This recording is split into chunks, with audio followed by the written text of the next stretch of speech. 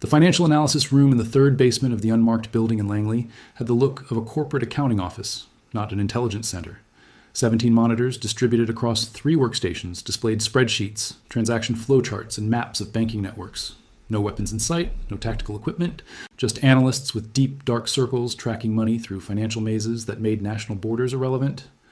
Daniel Kaufman was 32, hair beginning to thin prematurely, and the almost supernatural ability to see patterns where others saw only random numbers. He had been working for the CIA for 7 years, exclusively in counter-financing terrorism, the least glamorous and most effective art of dismantling clandestine networks. "We have something," said his colleague, Rebecca Chen, pointing to a sequence of transactions that spanned 4 countries in 72 hours. Donation of $400,000 to the Brussels-based Humanitarian Hope Foundation, registered as a non-profit organization focused on helping refugees. And the problem is? The foundation was created 18 months ago, no verifiable physical presence. Registered address is a virtual office, administrative staff listed on paper, but none of them have a history of humanitarian work. Rebecca enlarged the flowchart. And look where the money goes next. 3 smaller transfers to accounts in Beirut, 1 in Damascus, 2 in Eastern Europe. Daniel leaned forward, his eyes scouring the data with a speed that had come from years of reading this kind of language. Values small enough not to trigger automatic alerts. Countries with banking systems that are less integrated with Western surveillance networks. Coordinated timing with specific events. Checking. Rebecca opened another window, overlaying the transfer calendar with a database of international incidents. 3 matches appeared in red. Shit. 2 weeks before that operation in Rome, 10 days before the attack in Tel Aviv, 5 days before established standard. Daniel was already typing the preliminary report. This is not just money laundering. It is operational logistics. Someone is funding cells through a network that looks legitimate on the surface. Their work over the next few months was meticulous to exhaustion. It did not involve dramatic chases or armed confrontations. It involved cross-referencing corporate records from 16 different jurisdictions, mapping connections between seemingly unconnected foundations, identifying patterns in giving that individually seemed innocent but collectively revealed coordination. The Humanitarian Hope Foundation was just the tip. Beneath it, they discovered a network of a dozen similar organizations, all created in the last 3 years, all sharing specific characteristics: virtual addresses, administrative staff with no verifiable history, cash flows that did not correspond to actual humanitarian activities. But the real breakthrough came when Rebecca identified the common link. All the foundations had been registered by a single corporate law firm in Luxembourg. They all listed the same financial advisor, a name that appeared discreetly in secondary documents, never in prominent positions. Youssef Karam, 53 years, Lebanese citizen, naturalized French. Official profession, playwright and cultural producer. Resident in Nice, southern France. Daniel spent 2 weeks building the full profile. Karam had an impressive curriculum. Plays produced at European festivals, articles published in cultural journals, university lectures on contemporary dramaturgy. His public life was impeccable. His artistic credentials, genuine. But his financial life told a different story. Bank accounts in 6 countries, properties registered through offshore companies, frequent trips that did not correspond to cultural events, and crucially, documented meetings with individuals whose names appeared on international watch lists. He's not just a financier, or Daniel said during a briefing with his supervisor, Agent Williams. He is a logistics coordinator. The foundations are his, but he also organizes transportation, false documentation, safe shelter. It's a central hub. Without it, the network loses operational capacity. Williams studied the dossier, his neutral expression revealing decades of experience in operations that did not end well no matter how carefully they were planned. Recommendation? Long-term surveillance. Map all contacts. Identify the entire length of the network before taking any action. If we move against it prematurely, the network adapts. They create new channels. We have lost visibility. Williams closed the file. Approved. Total surveillance without intervention. I want to know who he breathes the same air with. For the next 6 months, Youssef Karam lived his life unaware that every move was documented.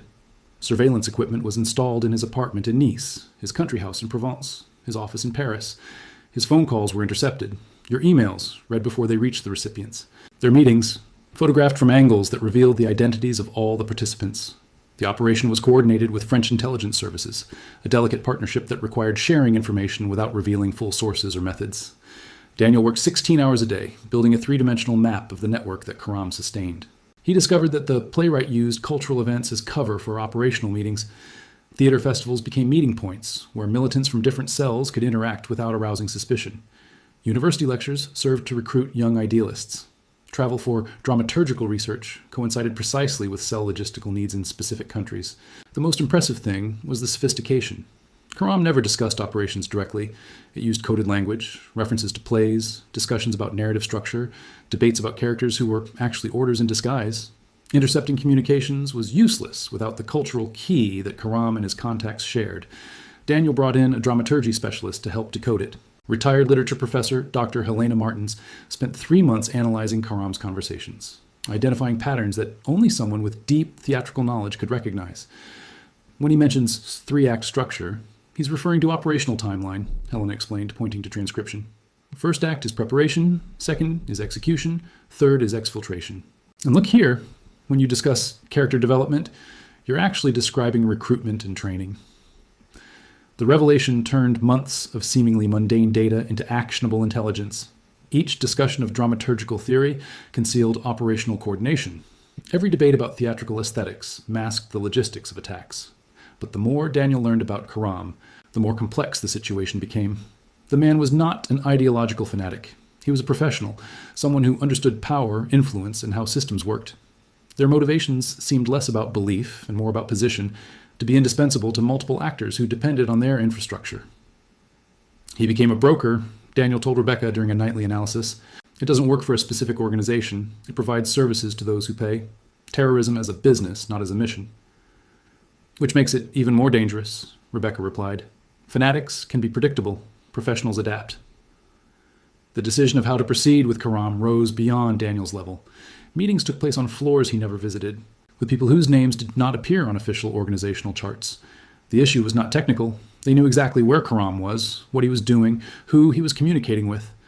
The issue was strategic. Eliminating it would temporarily disorganize the network, but it would create a vacuum that would be filled by someone potentially more competent. Keeping it under surveillance provided continuous intelligence, but allowed it to continue facilitating operations that cost lives. There was no good answer, just choices between different types of bad consequences. The final decision came 3 months later, after an incident that Daniel only learned about from the newspapers, a coordinated attack in 3 European cities, financed through Karam's network. The images dominated news for weeks. Youssef Karam was found dead in his apartment in Nice 2 weeks later. Official cause, heart attack during sleep. No signs of violence, no evidence of intrusion. Just a 53-year-old man with an undocumented history of heart problems who simply stopped breathing. Daniel read the report knowing exactly what had happened. Even without official confirmation, operations left no signatures. Success was measured in problems solved, not in methods revealed. Karam's financial network began to crumble immediately. Without the central coordinator, foundations have lost cohesion. Transfers stopped, contacts disappeared. But victories in intelligence were rarely complete. And 3 months after Karam's death, Daniel began to detect a new pattern emerging. Different, more sophisticated, harder to track. Someone was filling the vacuum. And that someone had learned from the mistakes of his predecessor. The name Adrian Vega first appeared in intelligence reports 6 weeks after Youssef Karam's arrest, but not in the way Daniel had hoped. It was not a summons in an intercepted communication or suspicious bank transfer. It was an article published in a Parisian cultural magazine, a 4,000-word essay on theater as political resistance in the 20th century, signed by an academic Daniel had never heard of. Rebecca was the one who made the connection. "Look who wrote the introduction to Karam's latest book," she said, projecting the scanned page onto the main screen. Adrian Vega, visiting professor at the University of Vienna, specialist in political dramaturgy. And look at the dates. He was in Nice exactly when Karam met with that Beirut contact. Daniel enlarged the author's photo on the back cover. A man of about 40, dark hair pulled back, thin-framed glasses, an expression that mixed intelligence with something more difficult to define. Perhaps controlled arrogance, perhaps simply awareness of his own competence.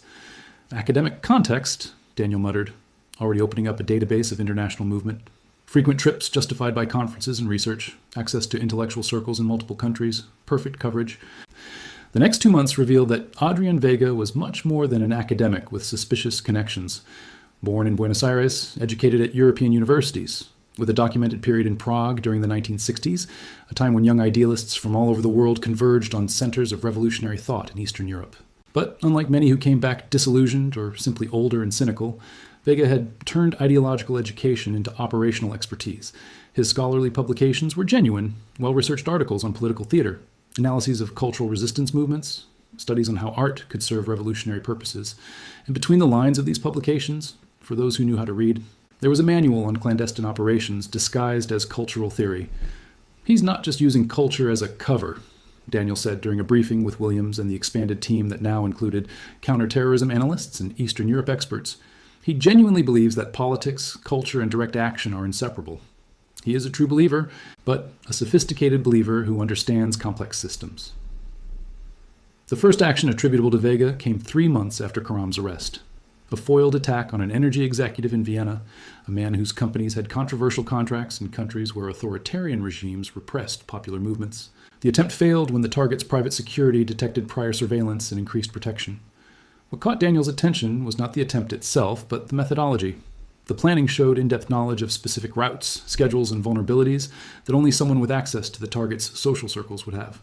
And the enforcement team included 2 college students with no history of militancy, recruited, presumably, through academic connections. Vega is rebuilding the network, Rebecca said, connecting dots on a digital map that showed movement of funds through new channels. But he learned from Karam's mistakes. No centralized foundations, no obvious transfer patterns. He's using multiple smaller sources, individual donations, art sales, even crowdfunding disguised as support for cultural causes. Daniel studied the map, seeing an emerging network that was simultaneously more diffuse and more resilient than the previous one. And he's recruiting differently. It is not looking for trained militants. It's radicalizing people who are already in access positions. Students, artists, academics, people that no one suspects because they don't fit traditional profiles. The hunt for Vega became a top priority when analysis revealed that he wasn't just rebuilding Karam's network, he was expanding it. Connections appeared linking it to groups in 5 different countries, each operating with a degree of autonomy that made it difficult to map out the entire structure. But Vega made a critical mistake. He underestimated the extent to which intelligence services had infiltrated academic and cultural circles. When he organized a symposium on theater and revolution in Amsterdam, 3 of the 40 participants were informants working for different agencies. Daniel and Rebecca spent weeks going through transcripts of the discussions. On the surface, these were legitimate academic debates about the role of art in social movements. But applying the same analysis that Helena Martins had used with Karam, patterns emerged. When he talks about the need for a new dramaturgical paradigm that breaks traditional narrative structures, Helena explained, highlighting specific passages, he is discussing the need for operations that deviate from expected patterns.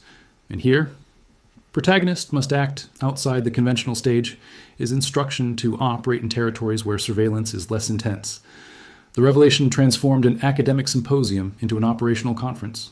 Each participant was identified, their subsequent movements tracked, their communications monitored.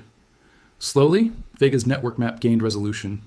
The incident that cemented Vega as a top-level threat took place in Heidelberg, a German university city known for its progressive atmosphere and politically engaged student population.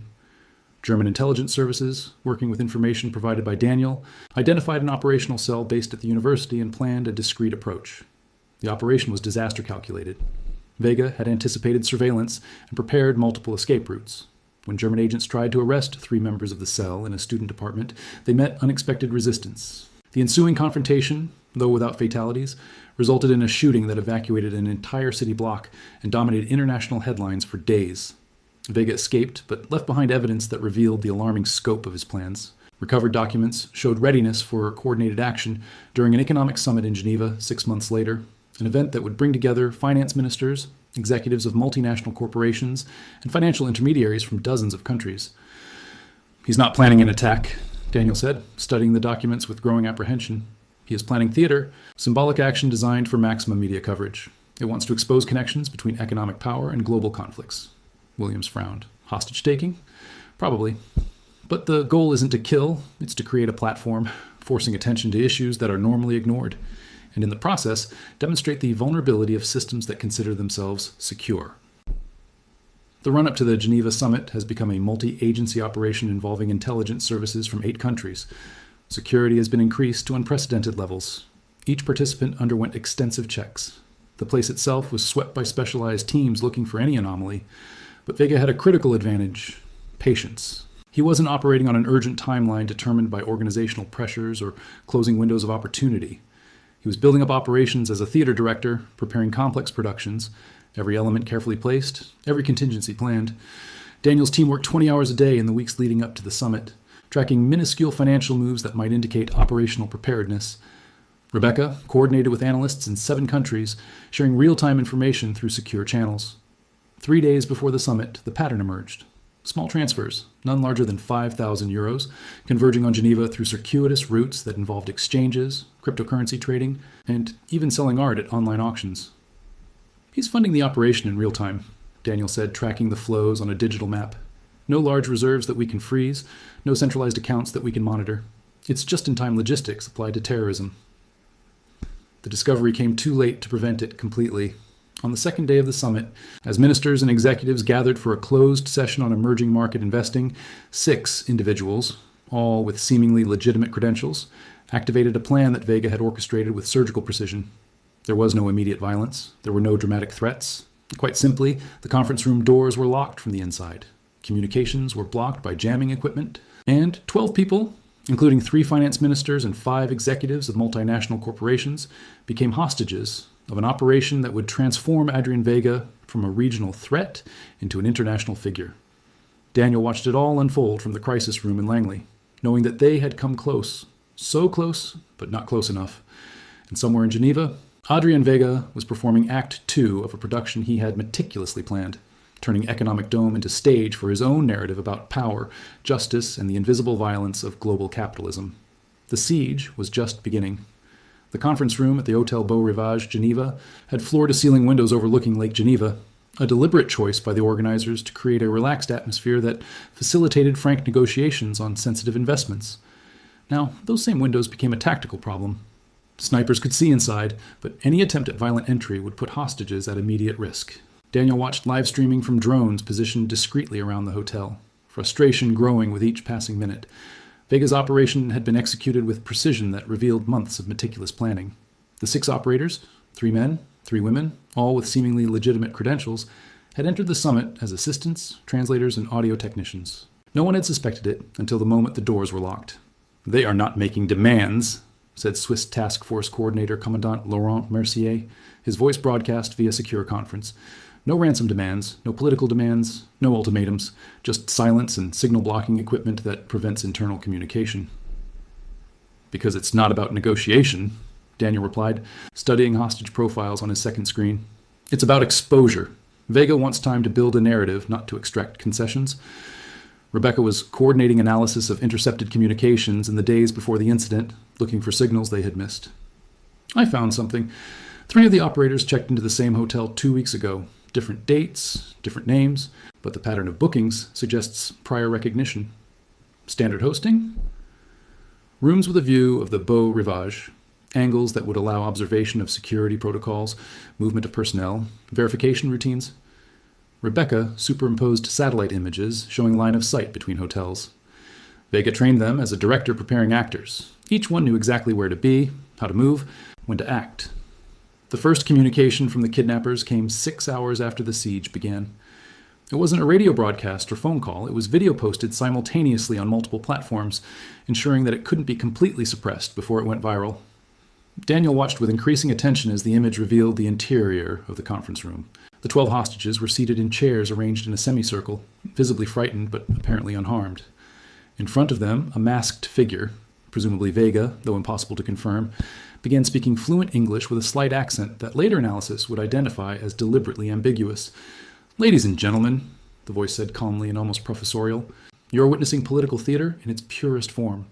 The people in this room represent economic power that shapes the destinies of nations. Decisions made in rooms like this determine whether communities thrive or languish, whether resources are shared or exploited, whether conflict is funded or prevented." The camera panned slowly, focusing on each hostage individually as captions identified their names and positions. Dutch finance minister, CEO of German energy conglomerate, chairman of American Investment Fund. Each identification accompanied by information about controversial contracts, investments in authoritarian regimes, profits extracted from conflict zones. "You are not here as victims," Vega continued. "They are here as symbols, as living evidence that violence is not just the physical act of desperate militants. It is also a calculated decision in the corporate meeting room. It is an investment that finances dictators. It is a contract that transforms natural resources into armed conflict." Daniel paused the video, studying framing and lighting. He has experience with audiovisual production. This was not improvised. Cameras were pre-positioned, lighting adjusted for maximum dramatic impact. "And the message is working," Rebecca said, showing real-time social media analytics. The video already has 2 million views. Comments divided between condemnation of the kidnapping and discussion of the points he is raising. In the following hours, Vega released 3 additional videos. Each presented one of the hostages confessing their role in economic decisions with human consequences. The confessions were clearly coerced. Hostages reading prepared statements, nervous glances off camera, but the content was carefully factual, citing actual contracts, documented investments, verifiable corporate decisions. The strategy was diabolical in its effectiveness. Vega turned kidnapping into public court, using the hostages' own corporate records against them. Each confession included links to public documents, NGO reports, journalistic investigations that corroborated the allegations. "He's changing the narrative," Williams said during an emergency briefing. "It started as a hostage crisis. Now half of the internet is debating whether victims are actually victims or perpetrators of economic violence." Formal negotiations began on the 3rd day. Swiss mediators established a direct line of communication with the kidnappers, but Vega maintained absolute control over the timing and content of the conversations. Their demands, when finally articulated, were surprisingly modest.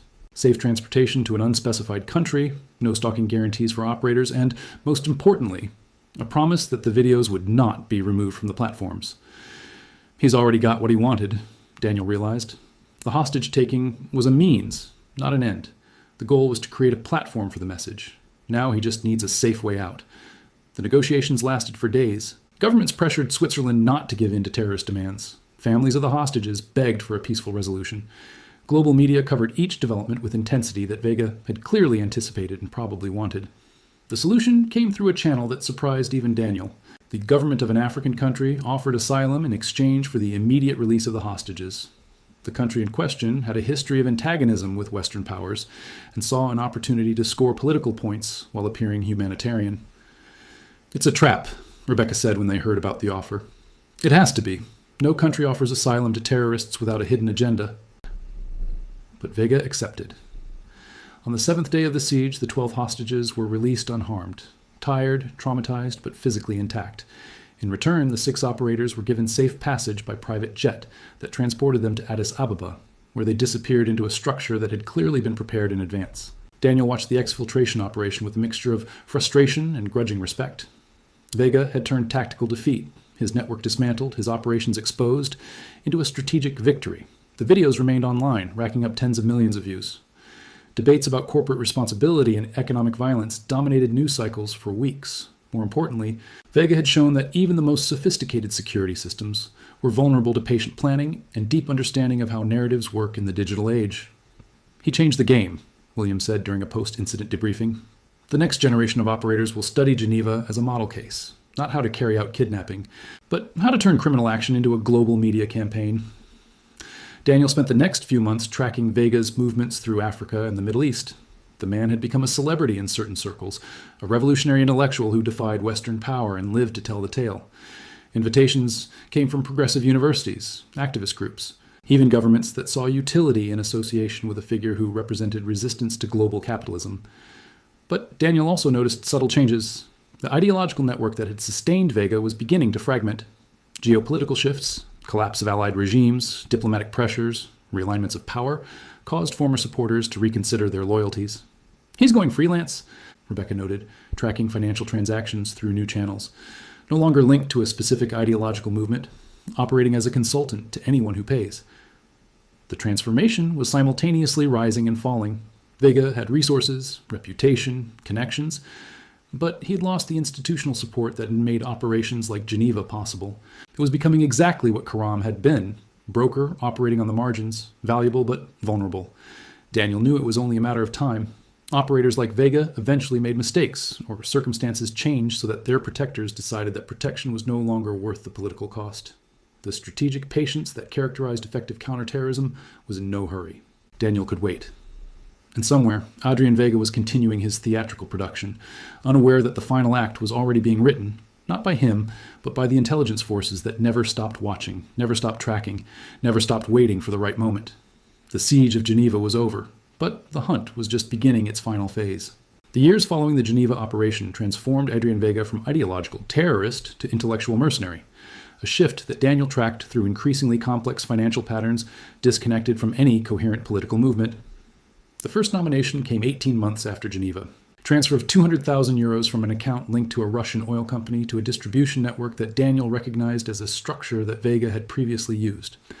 The transaction made no ideological sense. Vega supposedly represented anti-corporate movements, not worked for corporations. He's selling expertise, Rebecca said, cross-referencing the transfer with intelligence about Russian operations in Central Africa. The company needs a security consultant to protect facilities in a politically unstable region. Vega has connections, knows local players, understands how to navigate hostile environments. Daniel studied the dossier they were building on the new phase of Vega. So he went from revolutionary to corporate consultant? Doesn't that contradict everything he claims to stand for? Only if you believe he was ever a true believer. Rebecca zoomed in on map, showing movement of funds across 7 jurisdictions. I think Vega has always been pragmatic. Ideology was convenient when it had institutional support. Now that he doesn't have it, he adapts it. The next 5 years confirmed the analysis. Vega appeared in increasingly varied contexts, consulting with an authoritarian government on counterinsurgency, advising a rebel group on media strategy, even corporate security training for a European company operating in a conflict zone. What remained consistent was his competence. Vega understood complex operations, knew how systems worked, had a network of contacts that crossed ideological boundaries. It had become exactly the kind of asset that states and corporations used when they needed someone to operate in gray areas where conventional rules didn't apply. Daniel kept watch through financial tracking, a less dramatic method than field operations, but more reliable for monitoring someone like Vega, who had become adept at avoiding physical detection. The pattern has changed again, Rebecca said one morning, pointing to a series of transactions that looked different from the previous ones. Smaller, more frequent values, coming from sources that we cannot fully identify. And look at the timing. They coincide with political instability in 3 different countries. Daniel felt uncomfortable familiarity. He's returning to operations, not as an ideologue, but as a contractor. Someone is paying for specific services. The investigation revealed that Vega had become a resource for state actors who needed deniability. Operations that governments could not run directly were outsourced to operators like him, people with expertise, with no official ties, who could be denied if discovered. The strategic problem was obvious. Vega was protected by multiple layers of state interest. Arresting or neutralizing him meant potentially exposing operations that governments preferred to keep hidden. He had become simultaneously more vulnerable, without structured ideological support, and more protected, because his capture would create complex diplomatic problems. It's a delicate balance, Williams said during the case's annual review. It needs to remain useful enough to maintain protection, but not so active that it forces a coordinated international response. So far, it has navigated that line perfectly. Daniel spent the next decade watching Vega grow old in the craft. The man was now in his mid-50s, still operating but less frequently, relying more on reputation and connections than on direct action. Their finances showed accumulation of wealth. Property in 3 countries, diversified investments, signs of someone planning an eventual retirement. But traders like Vega rarely retired quietly. They knew too much, they had done too much, they had created too many enemies. The question was never whether they would eventually be captured or neutralized, but when and under what circumstances. The change came in an unexpected direction, not through intelligence operation, but through geopolitical realignment. The African country that had offered Vega asylum after Geneva underwent regime change. The new government, seeking to improve relations with the West and attract foreign investment, has begun to reconsider its predecessor's policies. Daniel received the memo of a diplomatic intelligence analyst. Ethiopian government indicates willingness to cooperate in pending cases of international terrorism. They have quietly signaled that protection previously offered to certain individuals may be reassessed under new circumstances. It was careful diplomatic language that meant something very simple. Vega was losing its last safe haven. Rebecca and Daniel spent 6 months coordinating with the State Department, European intelligence agencies, and the Ethiopian government. It was not a military operation or dramatic confrontation. It was negotiation, diplomatic paperwork, mutual guarantees between states on extradition and trial. Vega, isolated in Addis Ababa and apparently unaware that foundations of his security were being undermined, continued his activities. Meetings with contacts, paid consultations, the life of a semi-retired consultant who occasionally accepted specialized jobs. Daniel received confirmation on Thursday afternoon. Ethiopian government approved extradition, operation scheduled for 400 local time next Tuesday. Ethiopian security teams will carry out arrest, transfer to coordinated international custody at the airport. There would be no persecution. There would be no shooting. There would be no drama that Vega would have enjoyed. Only teams arriving at his residence before dawn, executing a legal warrant issued by an international court, transporting him to a plane that would take him to The Hague, where he would face trial for crimes committed over decades. Daniel watched the operation through a live feed broadcast by drones. Ethiopian staff approached residents in quiet neighborhood of Addis Ababa at 4 to 17 a.m. local time. Vega was asleep, awakened by knocks on the door, found in his nightwear, apparently surprised but not resisting. The arrest lasted 12 minutes. Vega was handcuffed, read his rights under international law, escorted to the vehicle that transported him directly to the airport. At 6:30 a.m., I was on a flight to Europe. 32 years, Rebecca said, watching the same feed. From the time we started tracking Karam to Vega's capture, 3 decades of investigation to end with an arrest that seemed routine. Daniel understood the anticlimactic. Successful intelligence operations were rarely dramatic. Success seemed boring. Paperwork, negotiations, strategic patience. It was the failures that generated headlines and action movies. It wasn't the prison that matters, Daniel said. It was the process. Tracking the money, mapping the networks, understanding how systems work. Vega fell not because someone caught him in confrontation. It fell because the pillars that supported its operation, money, political protection, and visibility, were systematically removed. Williams, watching from Washington, sent a simple message. Good job. Debrief scheduled for Monday. Daniel turned off the monitors, feeling not triumphant satisfaction, but something more subtle, recognition that the system had worked.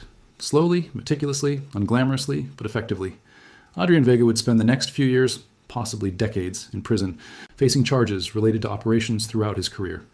The Geneva videos were still online, still being debated in classrooms and internet forums. His message had survived his capture, but the man himself, the operator, the coordinator, the broker, was finally contained. Not through heroic confrontation, but through patience, financial analysis, and understanding that even the most protected eventually lose protection when circumstances change. Daniel closed the digital file labeled Vega, Adrian Captured, archiving decades of work in a database that very few people would have access to read. And then it opened a new file, a new name, a new financial pattern that Rebecca had identified emerging in different parts of the world. Because terrorist networks could not survive without money, political protection, and invisibility. And always, inevitably, someone new would try to build these structures. The hunt never ended. He just changed targets. The International Criminal Court in The Hague had modern architecture that tried to communicate neutrality and justice. Clean lines, transparent glass, open spaces that suggested nothing was hidden. Daniel first visited 3 months after Vega's arrest, watching from the public gallery as preliminary proceedings established jurisdiction and set charges. Adrian Vega sat among his lawyers, wearing a low-key suit that replaced the image of a romantic revolutionary he had cultivated.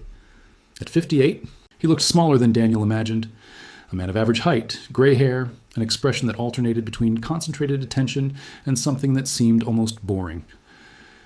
He doesn't look like an international terrorist, Rebecca murmured next to Daniel. They seldom seem like it, Daniel replied. The media wants dramatic figures. The reality is that the most effective ones are those who look like university professors or corporate consultants. The trial spanned 18 months, a painstaking process that reconstructed decades of activity through financial documents, testimony from captured operators, analysis of intercepted communications. Daniel testified twice, presenting evidence of the financial tracking that had eventually led to the capture. What emerged during the trial was an operator's portrait that had evolved through multiple phases, the young ideologue trained in Eastern Europe, the sophisticated coordinator who rebuilt the network after Karam's arrest, the playwright who turned Geneva into a stage for anti-capitalist critique, and finally, the pragmatic mercenary who sold expertise to whoever paid.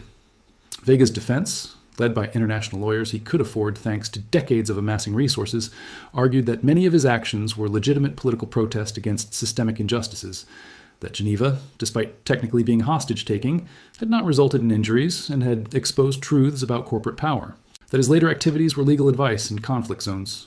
The prosecution, led by experienced prosecutors of the court, countered that method mattered regardless of message, that terrorism did not become legitimate because it had political justification, that Vega's operations had facilitated violence even when he himself did not carry it out directly. Daniel watched the arguments with professional interest. The trial wasn't just about an individual's guilt or innocence. It was about setting precedents for how the international community dealt with operators who operated on the margins, who mixed activism with crime, who used digital age tools to turn illegal actions into political movements.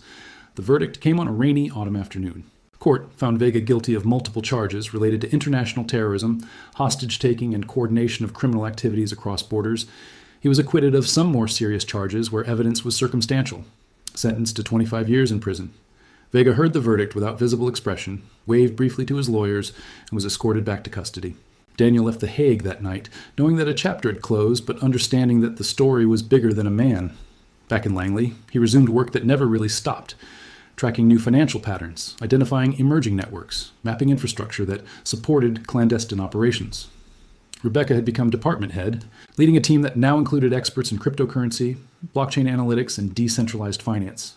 New tools that made tracking simultaneously more complex and more transparent. Technology changes, she said during a strategy meeting, but the principles remain. Money needs to flow. Political protection needs to be maintained. Invisibility needs to be managed. Break any of these pillars and the structure collapses. Daniel thought of Karam, arrested and then released in a political agreement that he never fully understood. On Vega, captured when his last protector decided that protection was no longer worth the cost. In dozens of other operators he had tracked throughout his career, some arrested, some neutralized, some still operating in contexts that made action against them diplomatically impossible. The pattern was consistent. Terrorist networks, regardless of ideology or objectives, depended on specific infrastructures, financing that allowed operations, state protection that offered refuge, and invisibility that prevented a coordinated response. Removing any of these elements weakened the network. Removing them all made even the most sophisticated operator vulnerable. Years after Vega's sentencing, Daniel visited a maximum security prison in the Netherlands, where international terrorists were serving sentences. It wasn't an official meeting, just an informal conversation that the court had authorized after Vega expressed interest in speaking with the analyst who had tracked his money for decades. They met in a monitored visitation room, separated by a table but without physical barriers. Vega looked older, hair completely white now, but eyes still alert and analytical. "You've never met me in person," Vega said in fluent English. "But I imagine you know me better than most people. My financial standards, my connections, my infrastructure."